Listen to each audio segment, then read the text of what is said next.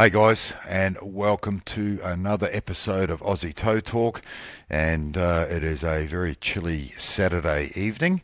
I was supposed to have this done and uploaded a little bit earlier so I could publish it tomorrow. Had a few technical issues, so for that reason I'm having a medicinal can of rum. And if you guys are all at home having a quiet drink yourselves, and cheers to you. Oh yeah, that's good. That is good. Okay, what are we going to talk about today? So, going to talk about, again, stolen four-wheel drive. So, in the last episode, I was talking about or it might have been an episode before, we were talking about the stolen Land Cruiser, right? And while I was going through some other video footage and photos and stuff, I came across these two that I actually didn't get to recover. I found them with the help of a member of the public and organised a lot of things, but I didn't actually get to do the recovery. So I'll touch more on that a bit later on. So yeah, it was quite interesting. But before I go any further, if you guys notice on my YouTube channel, I've got a community tab there, and on that tab, it's asking what you guys would like me to talk about in my next podcast. So there's four options there. Just click one, and we'll go from there. I'm going to run that till the end of the month, no, that'd be cool, because not just about what I want to blab about. It's about what you guys would like me to touch on subject-wise, and then we'll go from there. But back to this one. So as I said, this was in the Ludiderg State Park. The backstory is basically I was in a four-wheel drive group, and we used to get these all the time, right? We get notifications that, hey, look, I'm stuck. Can somebody come out and help me, and so forth, and I'm not going to lie, it was good for business. It really was good for business.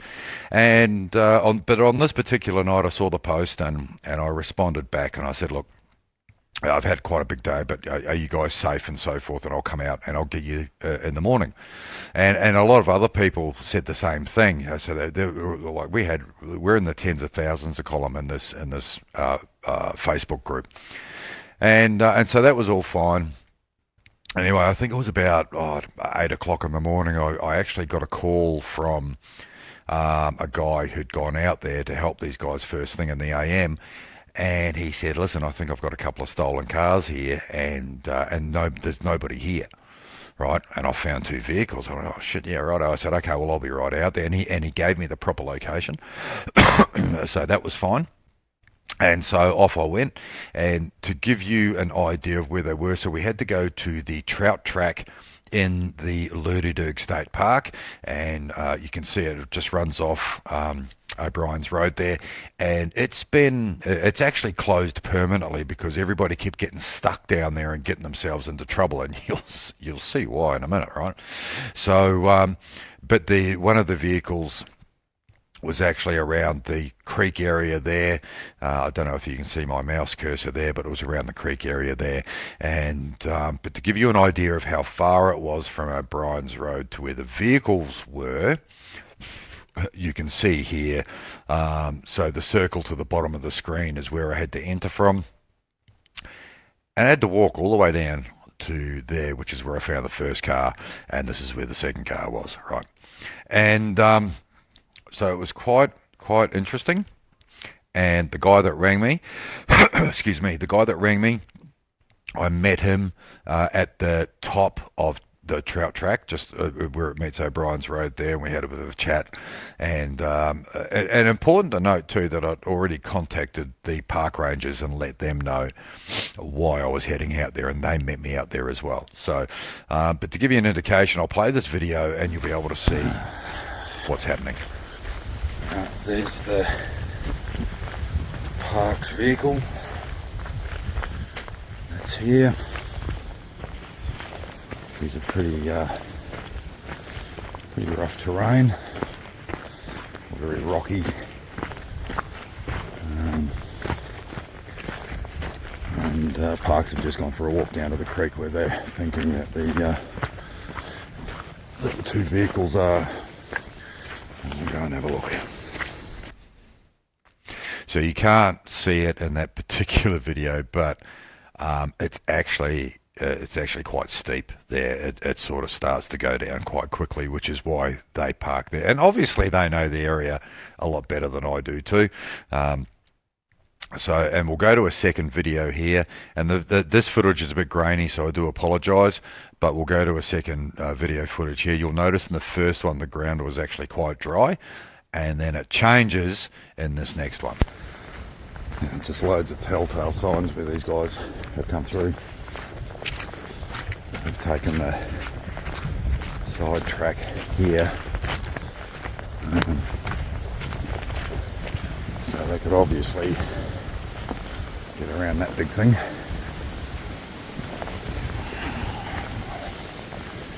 Let's just keep going, and see what we find. We're getting close to the creek line shortly, I would imagine.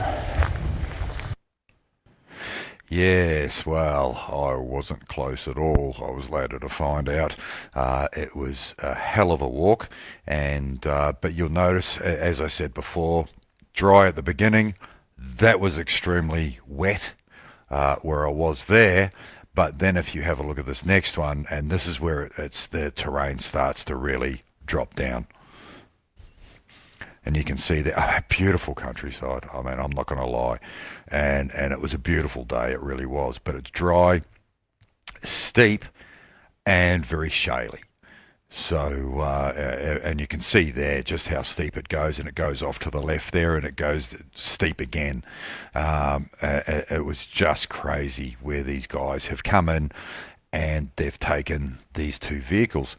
So that, I mean, the walk itself to get to these two vehicles was just an event in itself, let alone thinking about how, the frig we were going to get them out of there. So that was fine. Got down there, and then we found the first one, and you'll see here, the first one was a Toyota Land Cruiser. And basically, and I don't know how they got stuck there. I'm not too sure, but you can see where we think they've camped there for the night and gone out first thing in the morning, like very first thing in the morning. So they were nowhere to be found. Right, the Land Cruiser didn't have a winch on the front of it, so as you can see there, it's got no winch at all, so they couldn't pull themselves out of where they were, and they've just got their back wheel on the driver's side and into such a bog that it couldn't dig itself out. So, yeah, look, that was the first stolen vehicle. Well, actually, no, it was the second one we came across. This was the second one. The first one we came across was the Patrol, and you'll see that in a minute. But, beautiful scenery down there. The creek and the river system down there, just sensational. And I almost hate to say that because I feel sorry for these guys who lost their vehicles, right? But so that was the second vehicle that we found, and the first one that we found was actually the Nissan Patrol, and you can see a winch attached to a tree there. They've tried to pull themselves over. Like, I don't know what the hell they were up to, whether they were getting their ambitions and capabilities mixed up. It was quite insane. But set of keys I found just lying on the ground. Don't know what they were to, though. They didn't match any other vehicle. And to be honest with you, they've done a rotten job of trying to get themselves out. I mean, obviously, they might be good at stealing stuff, but they've got shit driving skills, and I hope they're watching this, because really, you suck. But now if you look at this footage here, you can see just how steep it is. It flattens out just just up above a little bit there, but then it goes straight up from there. And it was pretty solid terrain. And the distance between the two vehicles was a little ways. You'll see in this video here. So they've got the Land Cruiser directly behind me, and they've obviously buggered the first one. So the Patrol's just given up the ghost, and they've buggered the first one and tried to get out the second one.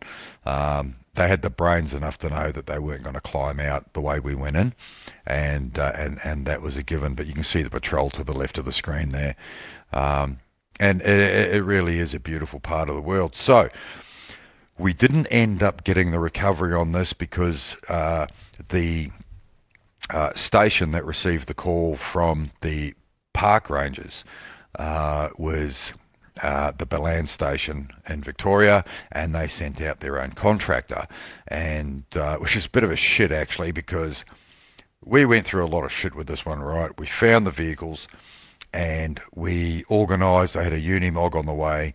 We had the tilt tray organised. We'd cleared our schedule for the day because we knew that we were going to be there for the day and half the freaking night trying to get these vehicles out of there. And then the certain police officer that came out that day decided to use their own contractor, who also had a Unimog, and came out, and they ended up doing the recovery. So we don't have an end result for that one, but we do have some interesting stuff. So for one, the only one of the vehicles was recovered that day, and by the time they got to the other one, which was the patrol they left till the next day, was pretty much stripped by the time they got back, right? And there's a couple of reasons for that. Number one, maybe the thieves were hanging around there and decided to go back afterwards. Or number two, unfortunately with these things and good old Facebook, it was highly publicised, and the location was given out, and a lot of people came down because they wanted to see it and take photos and selfies and all that kind of shit. So, but I believe the bull bar went, the wheels and tyres went. It was just basically a shell by the time they got there to retrieve the second vehicle, and he wasn't insured either, the poor guy. So I really felt from there, right? So that was a bit of a shame, but the biggest thing I got out of this was that these two guys, and this is kind of scary, right? So the people putting out the call for help were actually the thieves themselves. And we discovered a bit later on that the profiles were fake on Facebook, that they had on Facebook. So that's kind of scary, and I guess that's an important lesson too, right? Previously, I would, usually when I'm on call, I go to these calls all the time. I used to go to these calls all the time, and I'll go out there and I'll go on my own, and there's no problem. But what if I hadn't had a big day? Like, what if I'd gone out there on my own? What would they have done something to me and taken my car? Or because I guarantee you, I would have gone out there that night. I would have taken a glance at those two cars, and I would have realised straight away what the fuck they were, right? So it's kind of scary. So there's a bit of a lesson there, just to take a bit of extra caution if anybody gets these kind of calls. So, but with the last video that I had, when I did the stolen Land Cruiser, I actually had a guy by the name of Dan Clark who reached out to me and said, "Hey man, it's a bit of a shame about what happened to that Land Cruiser, but I do this." And I thought, oh shit, that's pretty cool. So long story short, we were messaging back and forth, and I ended up getting some info, and I'm going to share that now, right? Because I think it's so important to have everything you can to protect your motor vehicles as much as you can. So what this guy did is he's got this Find My Four-Wheel Drive. Know exactly where your four-wheel drive is. So he's been consulting for years. He was working for a comms company. This is how he's come up with it, right? And they had all the techs, and they had them all over the show at all hours of the night, racing out, on all-nighters and so forth, but they could never sort of track them, right? And these guys would be doing service faults on Optus and Vodafone networks. So what they decided is they've come up with this, and they've found that it really works. So the system allows you to keep track of your pride and joy, and it's useful for keeping tabs on what kilometres are doing as well. So it's good if you're a business. That's good for you, good for customers and so forth, right? Now, before I go any further, I just got to say that I am not receiving any money for promoting this, right? I'm not getting any royalties. I'm getting nothing for this. When I saw it and I looked at his website and we started chatting a little bit, I thought, oh man, fuck me, I've got to share this with everybody. So especially when it comes to people who do their four-wheel driving. So I just want to make that clear. I am not receiving any gratuities for promoting this product, because I think it is a very worthy product that basically maybe, you people might want to consider. So we'll go on to the second one there, and pretty good website and so forth. So it can be for the track, for the mine, for the outback. It doesn't matter where what you want to get it for. It all works. So and the website's pretty informative too, and there's a background as well. So, and you can see there 4 straps and four steps in tracking your rig, right? So I thought this was pretty cool, and I did a little bit. Sorry, Danny boy, I did a bit of a background check on you, but this guy is pretty legit. Like I couldn't find any faults. I couldn't find any negative reviews. I couldn't find any scam reviews or any of that shit on this guy, on the company, or on the product itself. So, and that's always a good thing, right? So we'll get down here into the costings of what it actually costs. So $149 for the unit, and then $15 a month for your subscription for the device, right? Which is actually not too bad. I didn't find that too bad at all. So they seem to have some pretty good reviews from what I can understand, which is always a good thing. And of course, there are legitimate contact details there if you have any questions or want to get in touch with them. So I'm going to put a link in the description to their website. And like I said, I googled the background of these guys, and Dan is pretty straight up, and I couldn't find anything about him or his company to, otherwise swift my judgment that he's actually got the interest of four-wheel drivers at heart with this thing. So check that out. That may be an option for you guys. So yeah, it was an interesting recovery. It was a pretty bad result for the owners. Unfortunately, both vehicles were written off. And those vehicles were stolen at a time. I think there was about 6 or 7 that went missing in 1 week, and coppers thought that it was part of a ring. But it turns out those vehicles weren't part of the certain ring that they were looking for, so that was okay. Not okay for the owner still, and not okay for me either, because I was really looking forward to doing that recovery, and I'm not ashamed to admit it, right? Like in the towing industry, we're here to make dollars, and we invest those dollars back in to get better equipment and so forth. That's part of it.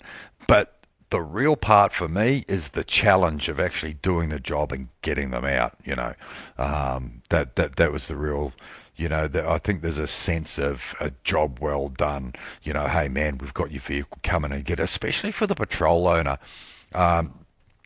We had everything organised to get both those vehicles out on the same day, and that's the thing. When I was running Macedon Rangers Towing, we were there until the job was done. There is no way in this fucking world that we would ever leave a car behind that's been stolen once it's been found, especially in a remote location like this. And the guy that's running Macedon Rangers Towing at the moment, he's exactly the same. There's no way he would have done it either. So, it's a bit of a sad result for the patrol owner, because all he got back was his shell, But, it is what it is. I mean, we're getting stolen vehicles left, right and centre these days. Not so much in the four-wheel drive sense, but just generally they just seem to be on the rise. But, look, let me know what you think in the comments. And as I said, it was a interesting day all round, and hopefully, with Dan Clark's little GPS tracker thing and so forth, if you guys decide to go down that route and you buy one and you put it on your vehicle, man, reach out, get in touch with me via Instagram message, and I'd love to know what your thoughts are, and did it work for you, and all that kind of stuff. So that would be really cool. But until then, I want to thank you for joining me for another episode. Obviously, hit like, subscribe on the channel, comment. Love hearing the comments. As always, criticism is great as long as it's constructive. If you've got nothing nice to say, or piss off, we've got no time for you. And we're on Instagram as well, which is also Aussie Tow Talks, and of course we're on the TikTok, which is also at Aussie Tow Talk. So we're trying to get out there. Really appreciate you guys supporting us. And again, go to the communities tab. We really want to hear your thoughts on what subjects you want us to touch on. It all matters. And if you have any queries, don't be scared to reach out. Have a great weekend. Thanks for watching, and I will see you next time on The Hook with Toey on Aussie Toe Talks.